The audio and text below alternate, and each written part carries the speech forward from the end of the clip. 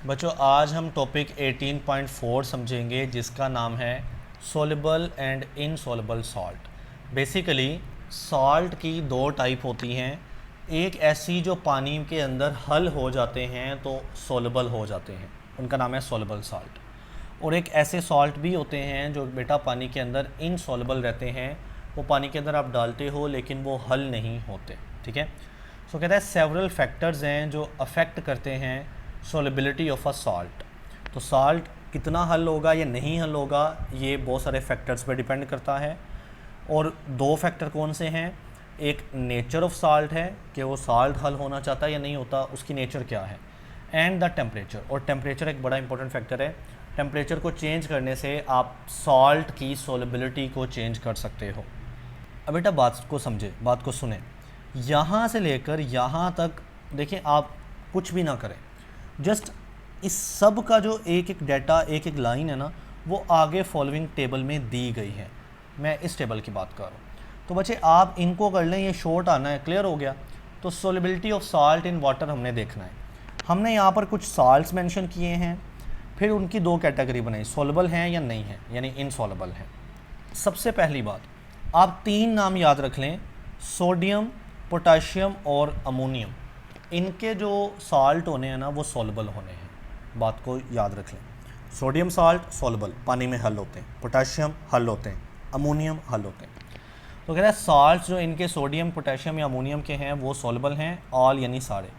इसके अलावा जो आपको खुद याद रखना पड़ेगा वो नाइट्रेट की बात है, कि जो नाइट्रेट्स हैं वो भी सारे ही सोल्युबल होते हैं, और इनसोल्युबल कितने होते हैं, नन, कोई भी नहीं होते। तो ये तो बात सिंपल होगी कि सोडियम, पोटाशियम, अमोनियम के जो साल्ट हैं वो सोल्युबल होते हैं सारे, नाइट्रेट के भी साल्ट सारे सोल्युबल हो जाते हैं। अगली बात, क्लोराइड यानी जिसमें क्लोरीन आता है, ब्रोमीन आता है, आयोडीन आता है। तो क्लोराइड साल्ट, ब्रोमाइड साल्ट और आयोडाइड साल्ट ये ज़्यादातर सोल्युबल हैं, लेकिन सिल्वर और लेड के केस में ये इनसोल्युबल हैं। यानी अगर क्लोरीन के साथ सिल्वर लगा हो, जिसको नाम देंगे सिल्वर क्लोराइड, वो इनसोल्युबल है। लेड के साथ ब्रोमाइड लगा हो यानी लेड ब्रोमाइड, इनसोल्युबल।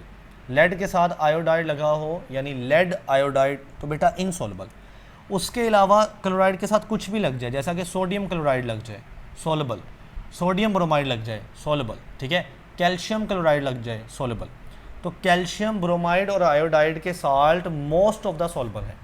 सिर्फ दो साल्ट ऐसे हैं जो इनसोल्युबल हैं, वो सिल्वर के साल्ट और लेड के साल्ट हैं।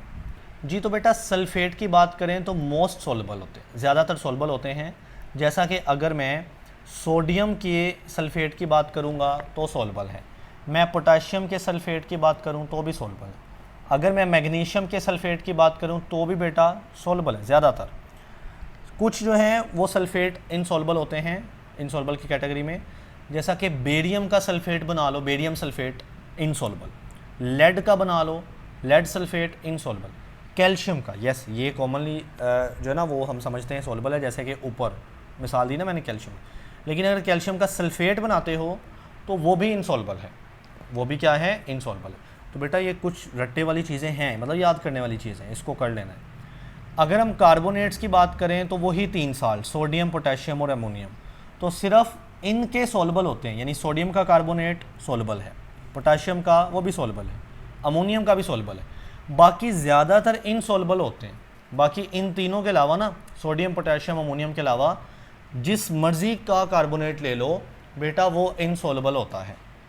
इसी तरह हाइड्रोक्साइड की बात करें तो वही बात, सोडियम, पोटेशियम, अमोनियम, वही तीन जो ऊपर मैंने यहाँ पे आपको बता दिया था ना, तो इनके हाइड्रोक्साइड सोल्युबल होते हैं, बाकी सब के क्या होते हैं, इनसोल्युबल।